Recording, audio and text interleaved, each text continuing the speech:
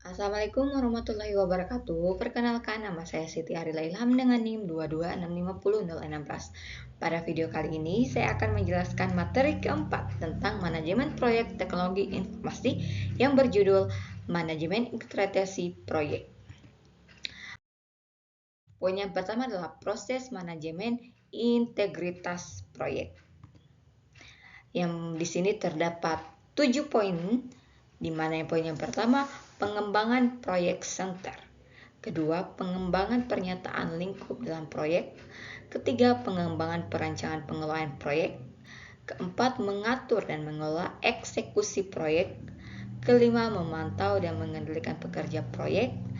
Keenam, pelaksanaan pengendalian perubahan terpadu. Ketujuh, tutup proyek. Yang pertama, poin kedua di sini adalah Project Integrity Management Summary. Itu seperti di gambar ini proyeknya. Di sini adalah Project Center, di mana Project Center adalah dokumen formal yang menetapkan keberadaan proyek dan memberikan arahan terkait sasaran serta pengelolaan. Project Center berisi elemen-elemen yang unik yang berlaku pada proyek tersebut, di mana terdapat nama proyek resmi, manajer proyek, tujuan proyek, penjelasan asal-usul proyek, sponsor proyek, hasil akhir, deliverable, dan fase-fase proyek, strategi global dalam pelaksanaan proyek, perhitungan kasar dan biaya kasar, sarana dan prasarana sumber daya, dan staf dan vendor.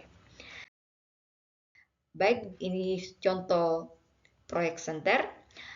Poin yang berikutnya adalah kegunaan proyek center, di mana ada 5. Di sini terdapat definisi proyek secara jelas.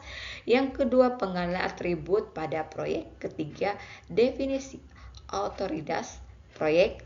Keempat, peran kerja orang-orang utama yang terlibat. Kelima, sebagai fondasi yang berisi menopang jalannya proyek.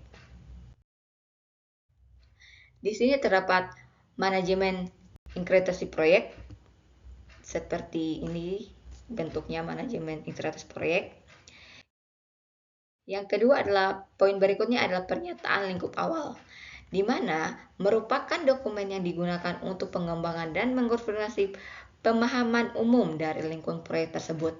Ini merupakan alat bantu penting untuk mencegah scope scrap cenderung lingkup proyek yang terjadi semakin besar.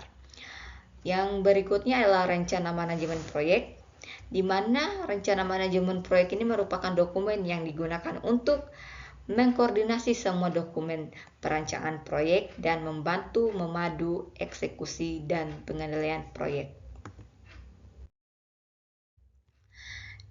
Poin yang berikutnya adalah atribut perancangan proyek, di mana atribut di sini terbagi atas 3. Yang pertama, estimasi, fleksibel, diperbaharui ketika perubahan itu terjadi. Poin berikutnya adalah elemen umum dari rancangan manajemen proyek. Terdapat 4 poin. Yang pertama, pendahuluan. Kedua, deskripsi sebagai proyek yang diatur. Ketiga, proses-proses manajemen dan teknik yang akan digunakan dalam proyek.